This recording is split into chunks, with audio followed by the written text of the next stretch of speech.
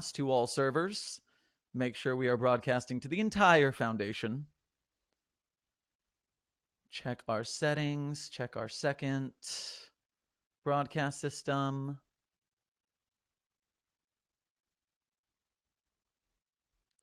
There we go. Now I'm seeing what I want. Excellent.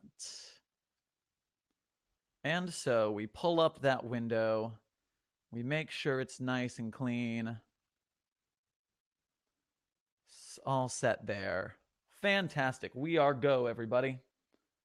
GetVokl staff is online. YouTube is online. All engines are go. We are ready for action. 1, 2, 3. 1, 2, 3. Broadcast signal at full. All right. Hey there, Foundation staff. This is Level 2 Researcher Theron Sherman, but you can call me Sherm. Welcome to another anomalous broadcast from Site-42. Now that I've got the broadcasts all stabilized, we are going to, just to make sure to remind you, you are able to view this stream and talk in the text chat via the YouTube app or YouTube desktop. But if you want to join using video or audio chat like our guests on the GetVokl, you have to sign up for the GetVokl app on mobile or desktop. You'll be able to use your phone's camera and microphone or a desktop camera and microphone to join the video chat. With that being said, tonight's anomaly is SCP-4361. Story title, Her Favorite Color is Red. This is a debut SCP by author Kybard. Kybard is in the chat today and will be joining us on camera after the reading to discuss the story and any other questions I or you in the audience have for him. But without any further ado or broadcast errors, let's get down to business. Let me pull up our image number 1. Item number, SCP-4361. Object class, safe. Special containment procedures. SCP-4361's potential to reveal or retain sensitive and classified information is reliably contained at Site-15 by ambly.op.ia, an autonomous software-based protocol.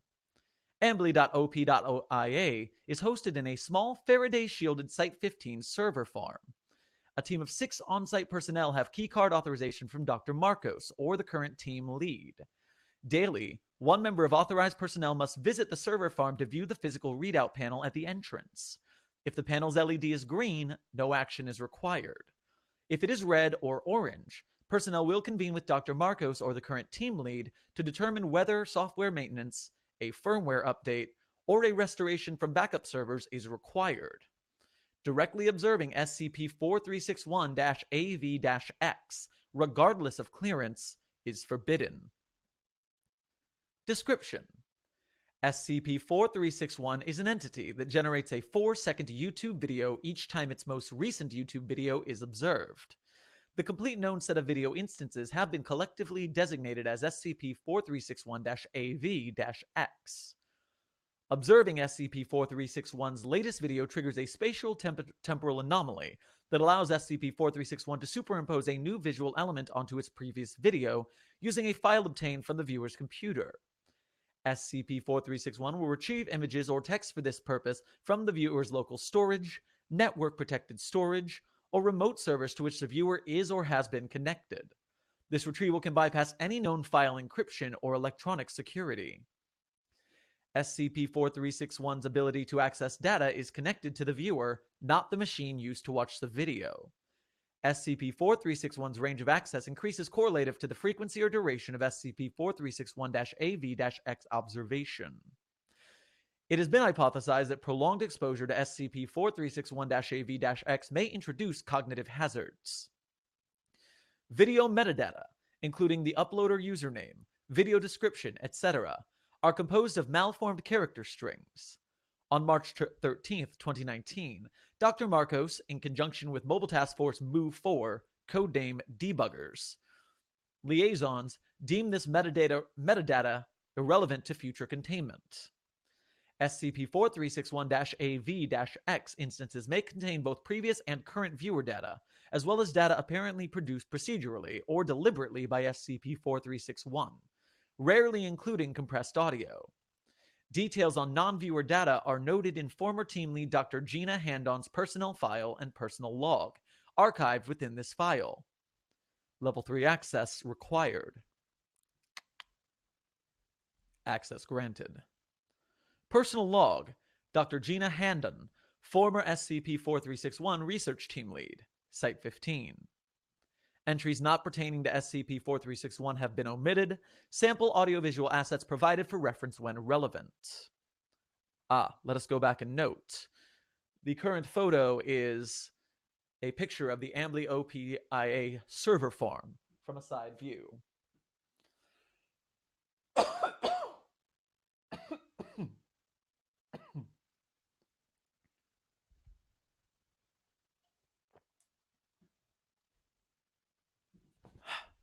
Let's proceed.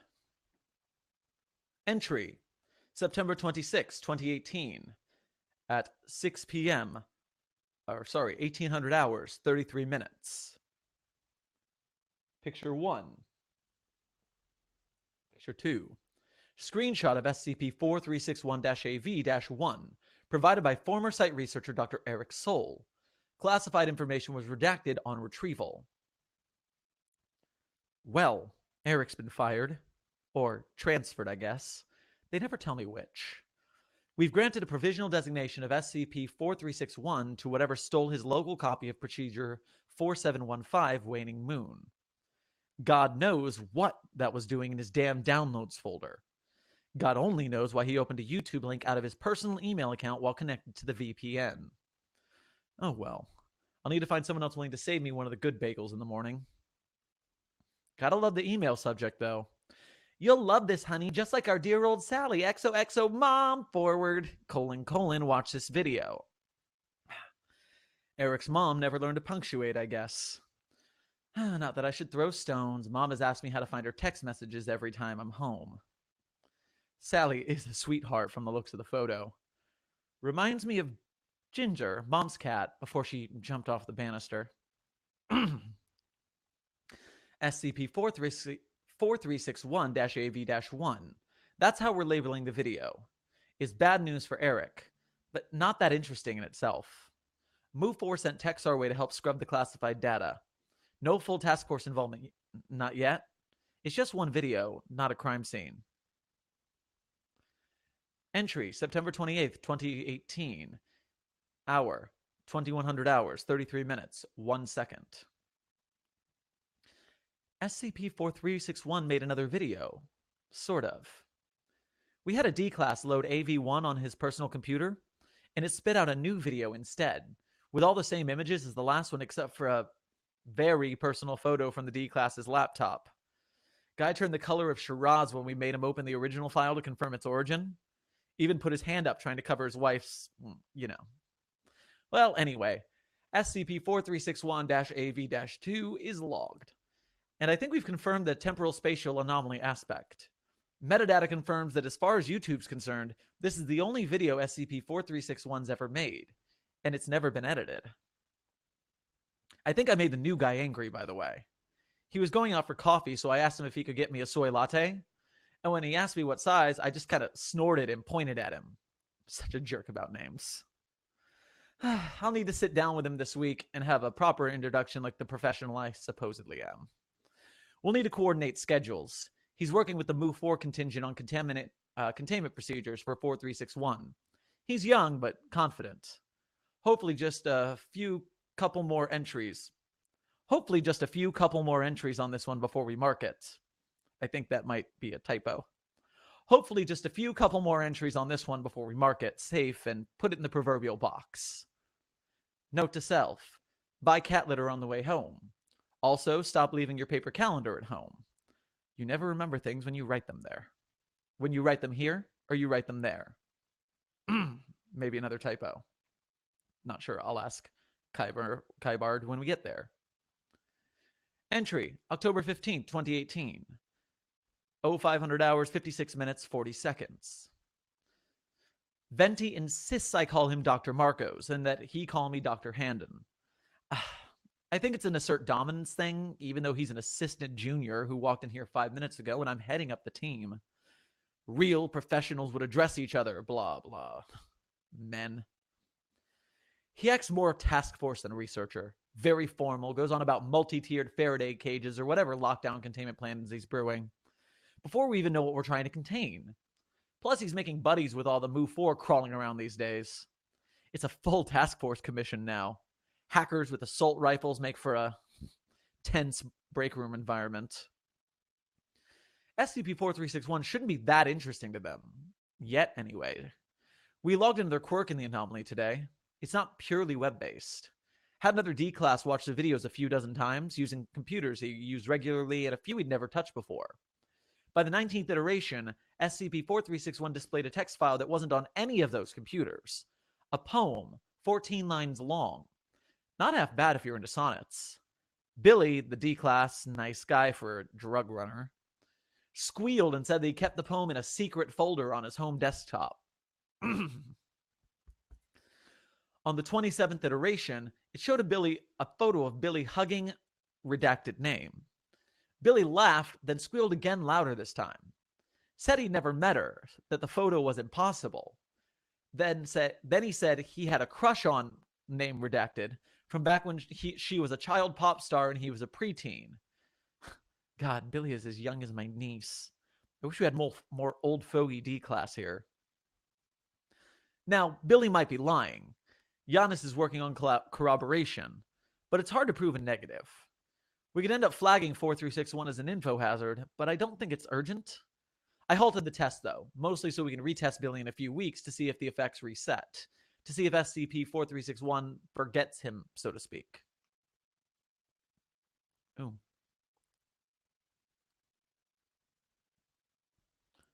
There we go. Nope. I've inflated the photo to block my view. There we go. Entry. October 16, 2018. 1400 hours, 11 minutes, 39 seconds. Source for picture. Source photograph for image render noted in SCP-4361-AV-640 on October 16th. SCP-4361 grabbed a photo of Henrietta today. The one from years ago, where she's licking her paw? One of my favorites. I laughed at my desk, and Venti turned, saw it, and screamed at me that it was improper to use my own device to view an instance. I told him that it was a personal cell phone. I told him I'd never connected it to the Foundation network, and I told him to mind his own damn business. But he was ranting all the way down the hallway. HR still hasn't responded to my request to have him transferred.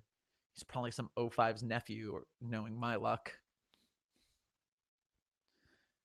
Entry, October 21st, 2018. 1000 hours, 2 minutes, 59 seconds. Billy was lying. It didn't steal his dream. He's just good at Photoshop. But something else is going on.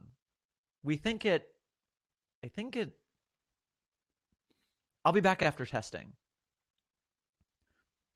Entry, October 21st, 2018. 1300 hours, 50 minutes, 1 second. Christ. 4361 is alive. I think SCP-4361 is sentient. Billy's first retest instance, SCP-4361-AV-502, had audio. Every other video has been mute. We were so caught off guard that we didn't even record it the first time. In the next instance, the audio was murkier, decaying faster than the images usually do. Still, you could hear it clearly. You came back. Thank you. Please. It sounded like a young woman, maybe 17. Hard to be sure through the distortion. Dr. Marcos went off, of course. He kept saying we should quarantine the audio. Insisted it was as bad as a containment breach. I had to get Giannis to walk him out of the room like a damn nightclub bouncer. The Move 4 sergeant, Daniels, I think, stared at the door after they'd walked out, stuck in a useless daze. Why are they still here? At least now they can be productive. I had Daniels put his team on tracing a voice origin. A movie clip, a podcast, a home video, anything that matches the vocal profile.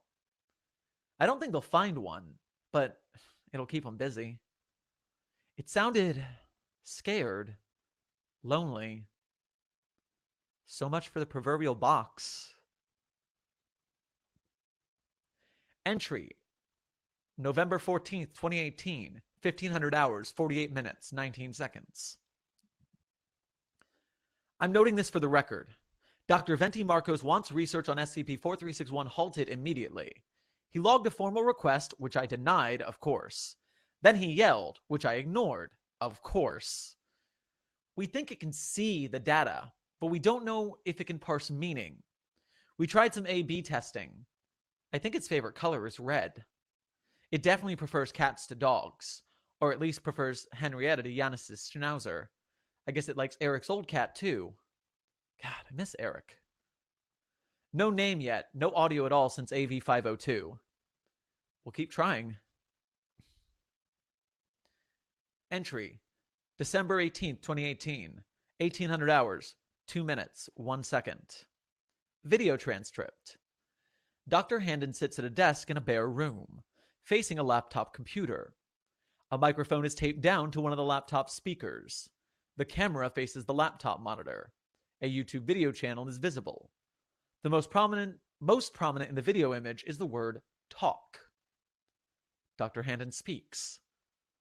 Okay, let's get started. It just happened, but you should have been, I need a proper record. Okay, so this is Gina. It's December 18th, blah, blah. I don't have time for this. Dr. Handon clicks on the laptop trackpad. The video refreshes and the auto plays. SCP-4361-AV-872, no audio. Dr. Handon speaks. Come on, you just... Dr. Handon clicks again. No audio.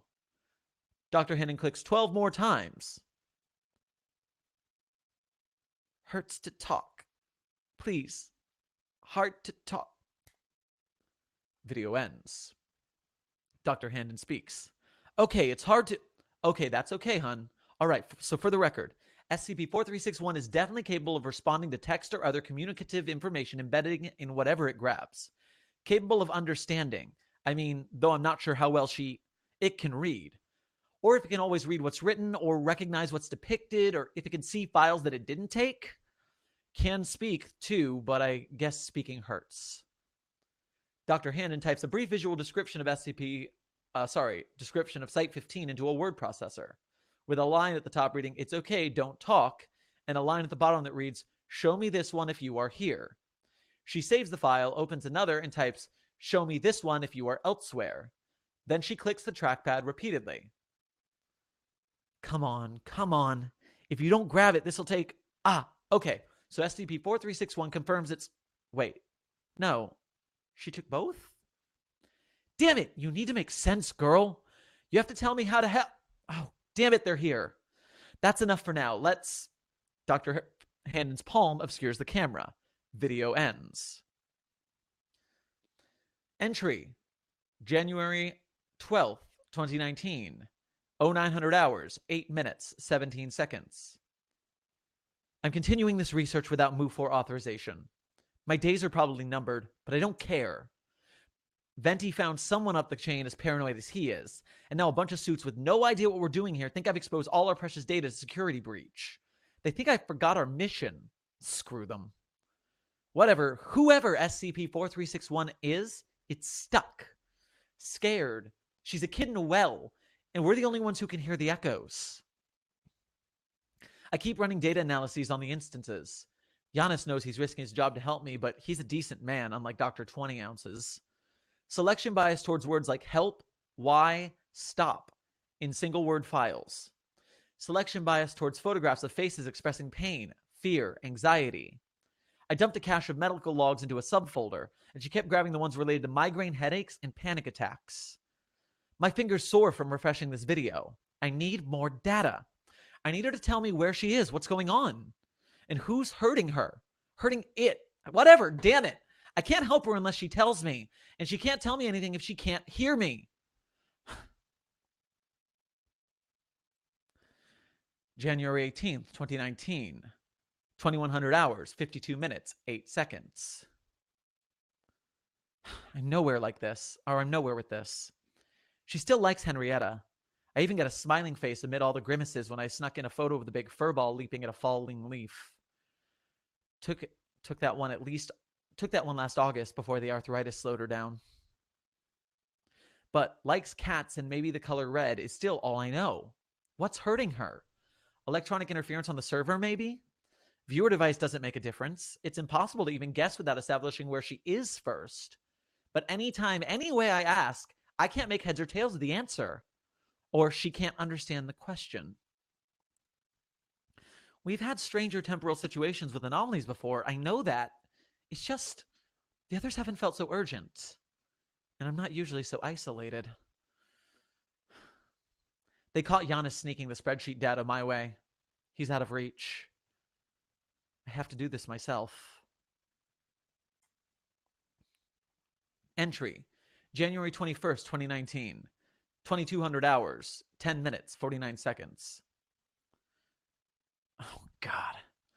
Venti, that seeping asshole, stole my personal research logs. I don't know how for sure, but the ethics committee doesn't seem to care that he probably brute force hacked my key code. No one cares. He's won. I'll give the bastard credit.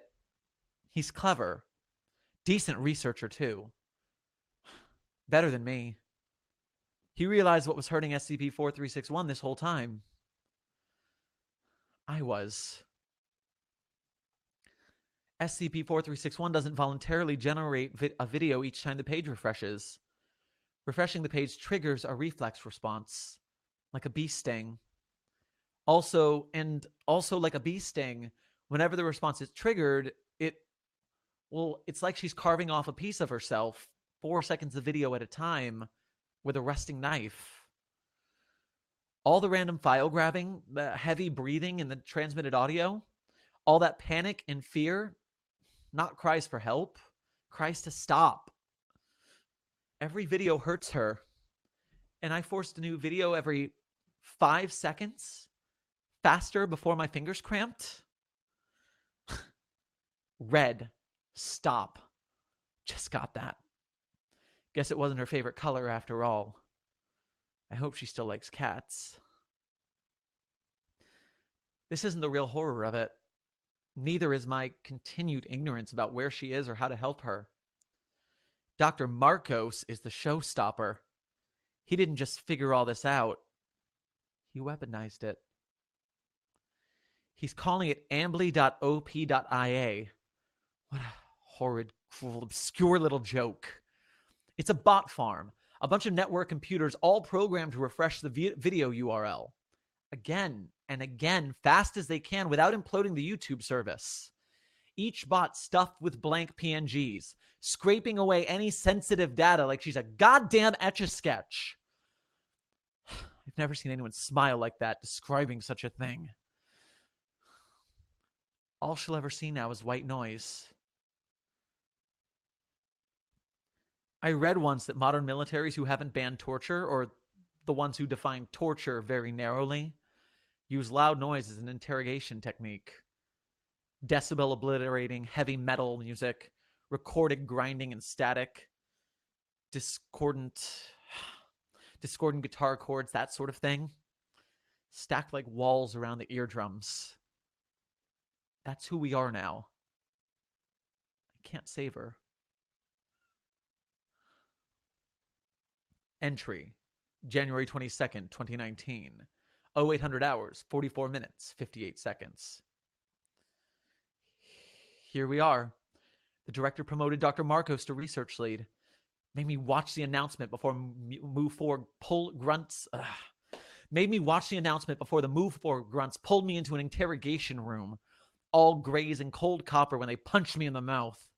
Didn't know Move Forward played bad cop like that. Groggy, need to focus. They administered the low-grade amnestics 13 minutes ago.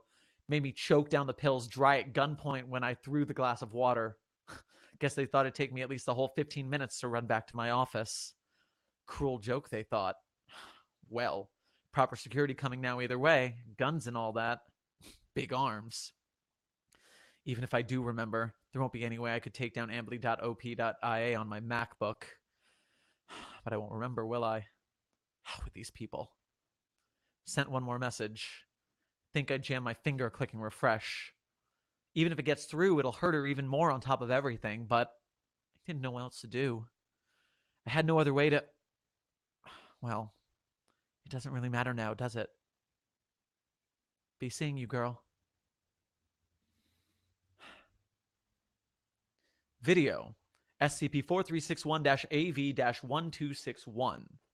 Cached, January 22nd, 2019. 0800 hours, 45 minutes, 1 second. Title: 4B83054-8E8ABD 8FA66 2E7 D5D4178D 60606 F310D0F. Now playing.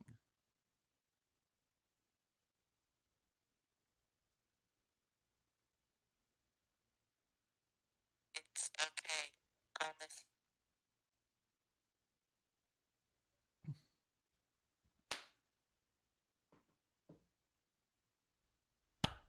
End SCP. Whew. Okay, well, that was a story. And now I am going to pull up the GetVokl chats so we can have some friends join us, including Kybard, to speak. Hello, everyone who's joined the YouTube chat and the GetVokl chat during that story. And now a big welcome to Kybard's assorted desk knickknacks. Hello, Silver Dragon. Yes, a silver dragon and a Doge coin, because I don't really know where I even got this from. Hi, everybody. All right, so first of all, let me congratulate you on your first article. Hot dang, that is a excellent first story. I think everyone in the chat will agree with me. Thank you. I appreciate it. You killed the reading. That was awesome. I especially appreciated the dedication to reading the entire video title there. That was impressive. It was a lot. If I were doing this for like an SCP reading for the YouTube channel, I might trim that or something. Mm-hmm. But for the live reading, it was great because it gave me plenty of time to stall to grab the sound and the video and to log everything up, so it worked in sync. I think that came off perfectly. That's fabulous. All right, so Luke in the GetVokl says it seemed like a long one. Yeah, that was way longer than I expected it to be. I think we started at 6:03, and that was a 30-minute reading. I honestly didn't expect it to be that long. Do you know how many words that is? Oh, I can't remember anymore. I mean, the thing about it is I hope that it reads faster than an out loud reading. Like if you're reading it, because it's mostly personal logs, right? So as opposed to a lot of more technical skips, I think you sort of get through it a lot more smoothly. But yeah, looks like 3,000, little under 3,000 words. So yeah, like when I was reading it to scope it for the show, I did not think it was long. I thought it was going to be more like half the length it was. And then when I was reading it now, I looked at my clock on my iPad and I was like, oh wow, is that time already? The story bleeds really, like it just flows really well, and I was just like in it the whole time. I didn't notice it was like any sort of time passing. Yeah, it's interesting and we'll talk about it a bit when I talk about the history of it. But in my initial versions of it, I tried, and I couldn't quite tell you why I tried this, but I was trying to avoid personal logs altogether, and it just didn't work as a story. Like it didn't work to engender any empathy, to carry the narrative anyway. So I mean, most of this, it went through a lot of tweaks and edits, but most of these personal logs I wrote just in one sort of rush of, okay, I think I have a sense of this character. Let me just write all of this as quickly as I can and then see what I have, which I think helps a lot with the flow, because I was really just going free association from one entry to the next and from one paragraph to the next, giving her thoughts, those kind of like, I'm just scribbling this in my journal real quick before I go home kind of feel. What's the phrasing I'm looking for? Yeah, all right, before I get into like the story at deep, I have to ask what is probably the internet's most important question, and that is, who is this wonderful darling? Who is this wonderful darling that we are meeting here? I'm I'm not sure that I necessarily have a good answer to that question. Is it a CC photo? Yeah. So the first one I found. I have to try and find the sources.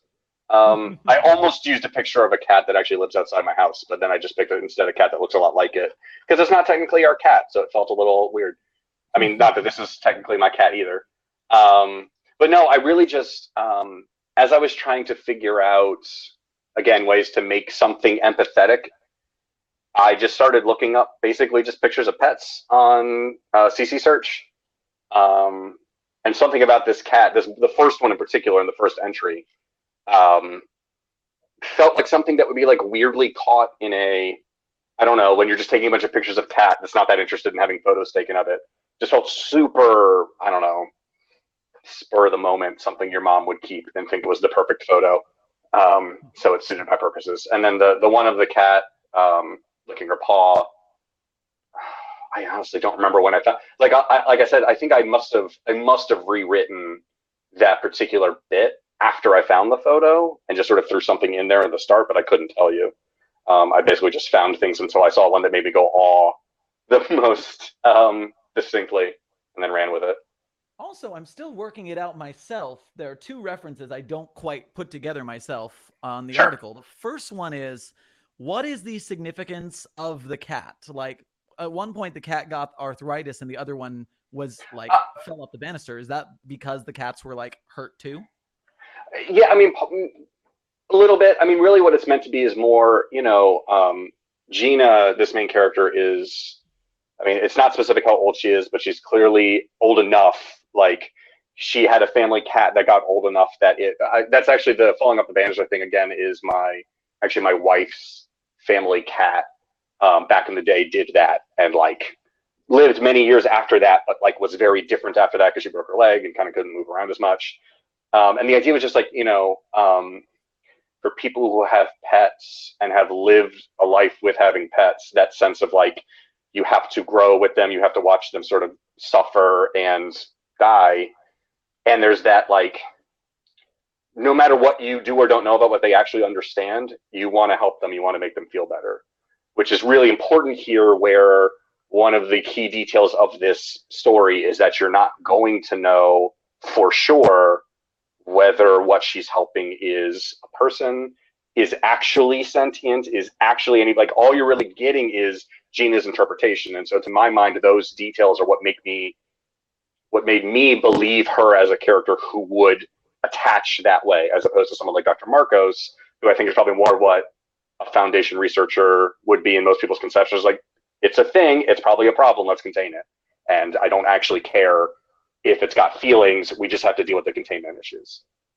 So do you have anything in mind for how specifically Dr. Marcos figured it out that they were causing it pain? Do you think it was just like approaching it from that not motherly perspective, I guess? Mm-hmm. Yeah, a little bit. Like, Gina's really focused on just on things like she likes cats more than dogs. And I think a lot of her data, if you're reading from a purely clinical, like what's going on here, red over green, pain is just like I don't know that you could take what's in here, again, because the story is not meant to sort of work this way. You probably couldn't take the clues in here from what Gina gives you and figure it out yourself.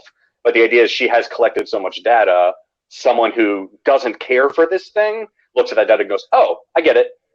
It's trying to communicate, and it's you grabbing whatever it can. Let's just throw a bunch of nothing at it. Like, that was sort of the idea even in the first iteration of the story that I had, was this idea of like causing suffering through white noise almost. And the amblyopia is that's just a scientific term for lazy eye, but it's the idea of people who are diagnosed with that degenerative vision can look like they're fine, but their vision is screwed up. So the idea is like, we will make these videos harmless, and it doesn't actually matter what's happened to the thing behind the video. So yeah, that was kind of the idea there.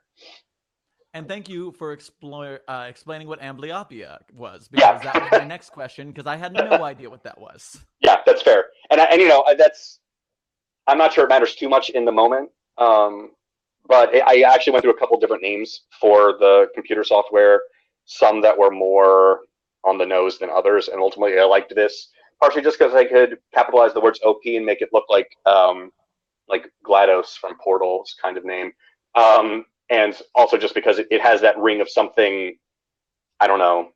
To me, it sounds ominous. Like it sounds like something sort of unstoppable and obscure and to her point, to Gina's point at the end, like it's cruel. Like he's basically making a joke. But it's a smart person who wants to prove how smart they are kind of joke. Right.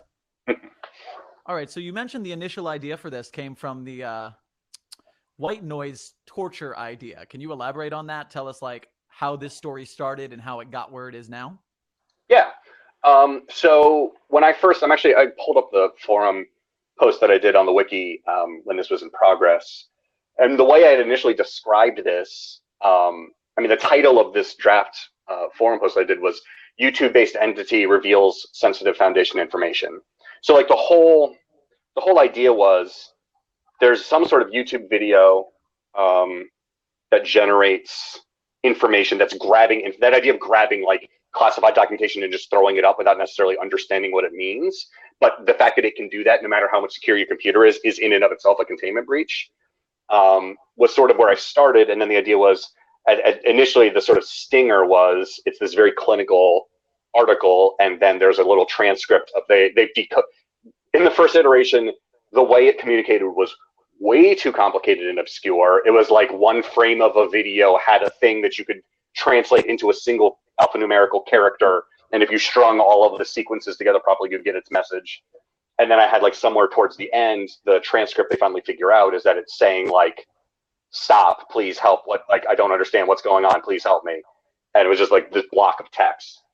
And that idea of the suffering, so the main person who gave me, I think the best crit I got was from Dr. Akimoto, whose main criticism was just like, as structured, like there's just not anything, there's so much description of the technical side of it, there was so much clinical, it's basically like I wrote it from the point of view of Dr. Marcos, where it's all about how impressive this system is supposed to be, and it's, so you don't even care, you don't barely even understand what the skip is, so you get to the end and you're like, oh, okay, because you don't have anything to hook onto as like from an empathy point of view. And like I said, that's really what led me to be like, okay, let me take all the, like I said, I'd worked out these extremely complex like algorithms that could detect it. At the time, it was not centered on a single YouTube channel. It would like jump around, and so they had to create this complex system to find it. I was like, none of that's necessary. None of that is actually interesting in and of itself. What's the core idea I'm going for? It's that it's a YouTube video that is or is not trying to communicate and happens to steal sensitive information, whether or not it understands what that means. So I literally took all of everything else out, and just like I said, in the space of probably a couple hours, just like threw out this personal version of the story from the perspective of a researcher who cares, or at least comes to care about the skip, as a way of sort of like, you know, your point of view character is going to direct your empathy as a reader. So what had concerned me initially about doing that was that I think that's a tricky balance of not sort of making the reader feel like you're forcing them to care about something that seems silly or stupid. But I think it worked out in part because of the progression of it, and and again, some of those character deals, like I had to work through figuring out what kind of person would work at a place like this and have this reaction, and that kind of got me through to the story as it was written. So Dr. Akimoto gave me that critique. I did this like basically full rewrite, and then sent a PM to Rockteeth Moth Eyes, and said, hey, can you take a look at this? I did some things to it from the last crit I got. I think it's okay. And his criticism was essentially like, oh, this is really good. You did a good job. And then some line edits. But that was my main indication that I had things had gone well. I think I found one or two other people in chat in Site-42 and the critters on IRC, just to take a look, make sure I was on the right track. The list of credits is relatively long on the discussion of it. And yeah, I mean, I think I had the kernel of an idea in that first draft, but the draft itself wasn't focused on what was actually interesting. And the criticism made me realize, oh, I'm missing it. Like, if I know there's something there, I literally, instead of quote unquote revising, I just took my whole draft, put it in a bin, and started over with like, okay, let me just do it from memory, start it over, see how it goes. And I think that helped a lot to carve out the stuff that was actually interesting. It's so funny that the perspective you tell your story from can make such a big difference. Mm-hmm. In this one, it's very coming from Gina's perspective is so much more visceral and like hits you in the gut. Her journals don't tell you what's wrong and like preach to you this is what's happening. Oh God, think of the children. Right. It's that she is writing down her thoughts and feelings and like for posterity for like her science notes. Yep. And she's not telling you, she's telling herself, and you can glean from that the things that are happening, the things. Oh God, especially going back through it a second time and seeing that there were like 500, 600 tests. Like, Oof. Right.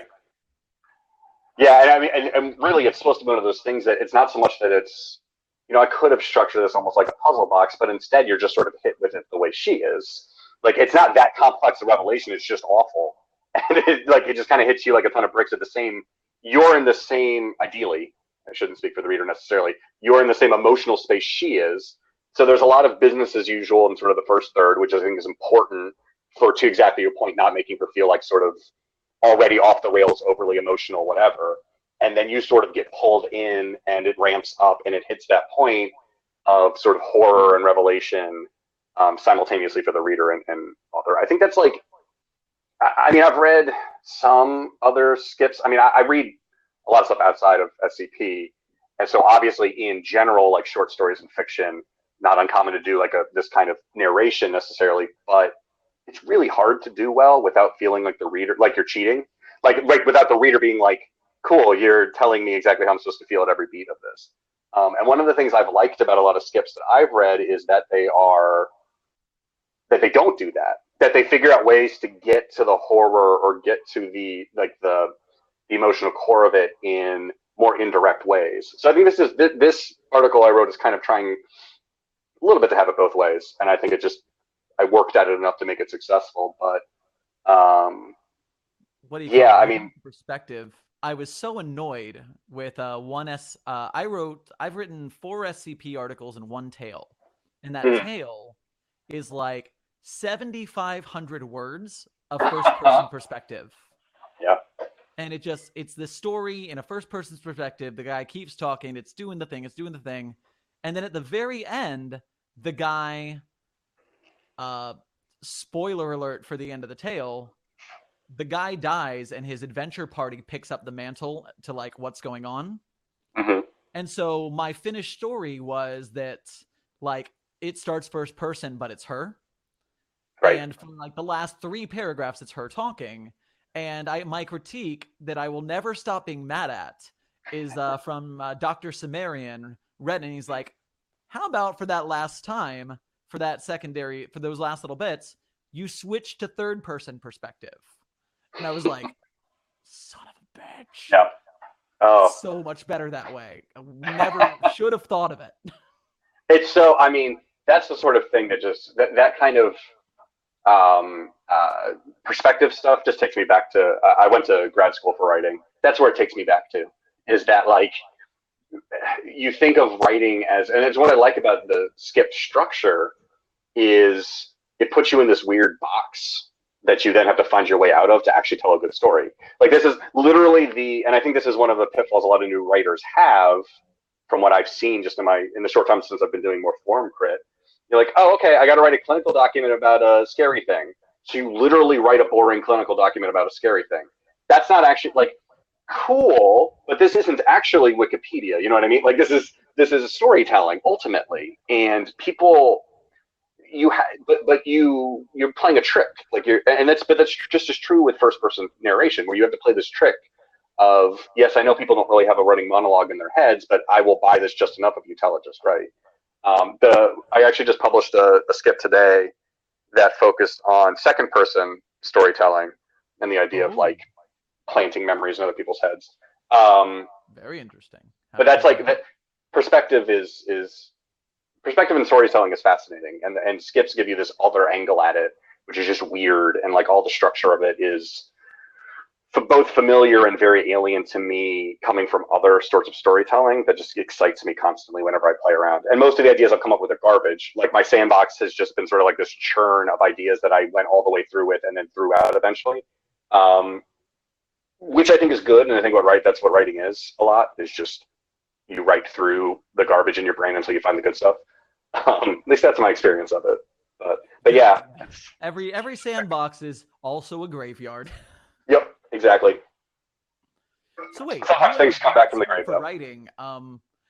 How long? This is going to be very interesting for the people in the audience then who also want to write SCPs but maybe haven't. How long have you been part of the fandom and like on the crit team before you debuted your first SCP? I didn't get on the crit team until after this debuted. So I've only been on the crit team a little bit now. Okay. But I went to grad school, got my master's in fine arts and writing a while. I've been writing a long time. Like that's been my thing for a long time. Yeah. I actually, outside of this community, have a few poems published, and that's where I've sort of done the most stuff lately in the past couple of years. But Congratulations. Thank you. It's super trippy to see your name in print. But anyway, I can't remember the first time I saw the Foundation. It would have to have been years ago. The most recent, what would happen is I would find it, kind of do the wiki dive thing. I always found it really compelling. I've always been a fan of, way back I had been a fan of like creepypasta stuff in general. But there's something about that SCP format that sort of, like I said, like it forces it to be a story in a way that's better than just the creepy video is creepy and then it ends, which is what a lot of Series 1 is actually like. But nevertheless, as the site evolved, it sort of became this writing community that I really recognized as people taking a format and challenging it. So then a couple of years ago, I'm part of the web community Metafilter. And back in 2017, somebody posted on Metafilter about the Infinite IKEA, which was like, oh yeah, this website. And then I came back into it, read through the whole thing at the time, and then just kind of lost it for a while. And then I honestly can't remember anymore exactly what brought me back around this most recent time. But it was a few months ago. I just kind of went down a rabbit hole, and I don't know exactly where I found it, but I found that IKEA one again. I think I might have mentioned it in a conversation with somebody, and was like, oh yeah, I remember, that was really cool. Went and read the IKEA one, started just bouncing around the site, and then for the first time finally dug in to the forums and to like what this community actually was underneath the site. And what struck me about it, and what still strikes me about it, is it's a workshop community. Like it's the whole thing. It's a community built entirely around blunt, honest critique. And I can tell you, and I don't know, for anybody who is in writing classes, whether they're like high school classes or undergrad or graduate school, even up to the top levels, even when you have people you think are the most talented people you've ever met and the most insightful and smart, getting honest feedback from people is so hard, because people look at you and you're a person with a face and emotions, and so they want to hedge and they want to tell you, well, it wasn't that bad. Or like, in workshops, we'd always do the say one nice thing and then say the bad thing. And so even if your thing was actually just objectively awful, you would get this 50-50 sense about it. And what I like about the rating system and sort of the way the Foundation site's structured is, if it's bad, it's bad. Nice to you, because that's what being, decent is, but people aren't going to sugarcoat. If you're failing to execute what you want to execute, they're just going to tell you straight up. And that is a skill that I desperately wish more writers had, and that I desperately value. And like I've been in the workforce for a while since my program. Just recently got back into writing, and that not having that sounding board, having people to say, is this any good? And expecting someone to honestly tell you, no, it's not, try again. That's so important, or else you never know, and you put stuff out there and it fails. And if you don't listen, it's like, oh, okay, I guess I'm just not good at this. But it's all about the trying. Writing's just all about the trying. As someone who does this outside of the wiki, do you know of places that have this kind of like, this same like workshop ethic and kind of like hard critique, hard, honest critique, and like writing focus? I mean, I haven't found anything like it. I've been in a couple much smaller writing communities that were just like, like a Facebook group of writers, or, I tried to do it with some of my old MFA friends. It just doesn't, what's nice, the sort of dual thing that's nice about the SCP is, again, it's got that very clear mission statement. It's almost like a fan fiction site, but for a thing that's not really technically fan fiction. We're fan fiction of ourselves. Right. But it's like you're telling this, it's collaborative storytelling more than it is fan fiction.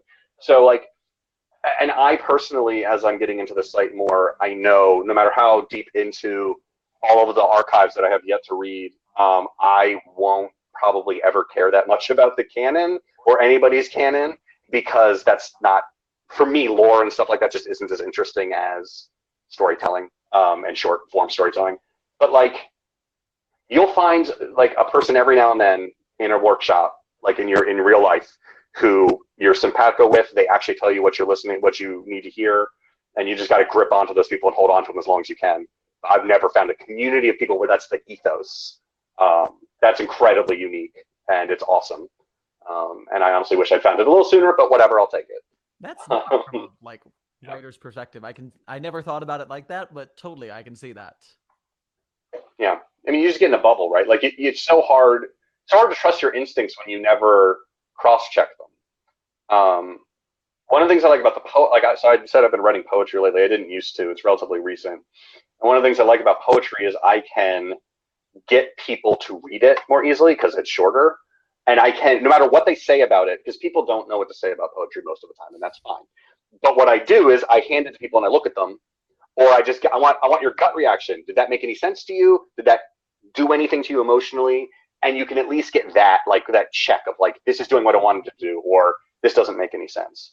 But the detail you get in the crit, that you get on the site, is really special. Now you have to earn it, like, by which I mean you have to clearly put enough thought into your work that it's worth the crit, which isn't just, having done it, like, it's not just about how much you've written or I have this many details and therefore I deserve a good crit. It's like, are you actually trying to do something with this that's interesting?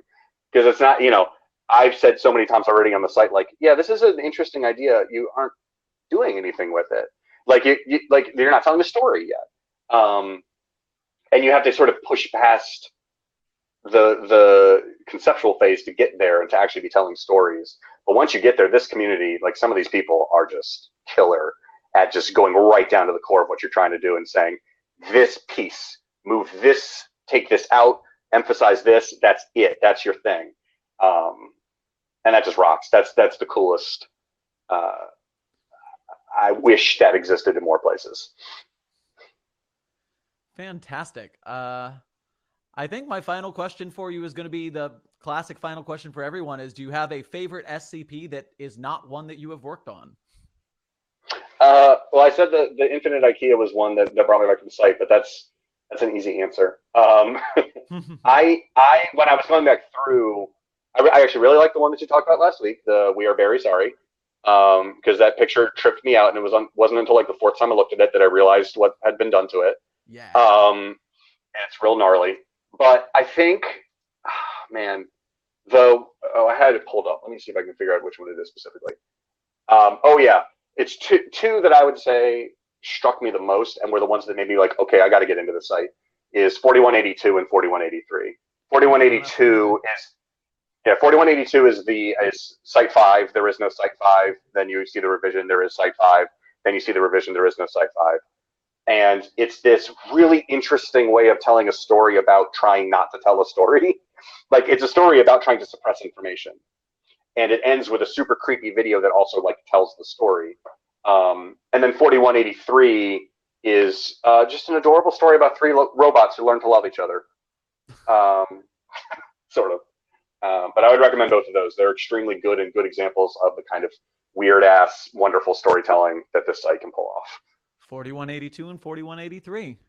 Do you have any final things you'd like to shout off into the ether before we sign off? No, thanks for this. It is so awesome to get positive reception on something you write. Thank you to everybody who read this in its various stages and anybody who's reading it now. And if you are a writer for the site, haven't written anything yet, there's really no such thing as a first-time curse for anything. Just put your heart into it and keep working at it. If you want to do it, it's all about trusting that the people in this community are going to help you get there if you really want to earn it. Might not be easy, but it's so satisfying to tell a story and have other people react to it the way you're hoping they would. So, yeah, no, I'm happy. I'm just excited to be a part of the community.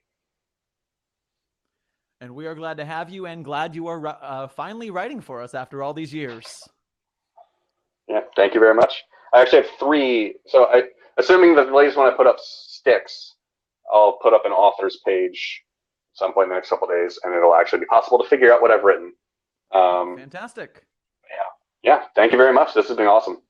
Yeah, thank you for joining us. Hopefully, maybe we'll see one of your second and third here on the show as well. Hey, I'm all for it. Fantastic. You have yourself a good one. And we, Mighty McBee in the GetVokl chat. The meteoric rise of Kybard. What a bad. Oh, thank you, McBee. Sing it loud from the rooftops. All right, gang. Well, this has been Sherman Kybard talking about SCP-4361. Her favorite color is red, although it actually is not. Spoiler alert. And thank you guys for joining us this evening. This is Anomalous Broadcasts from Site-42, signing off. Good night.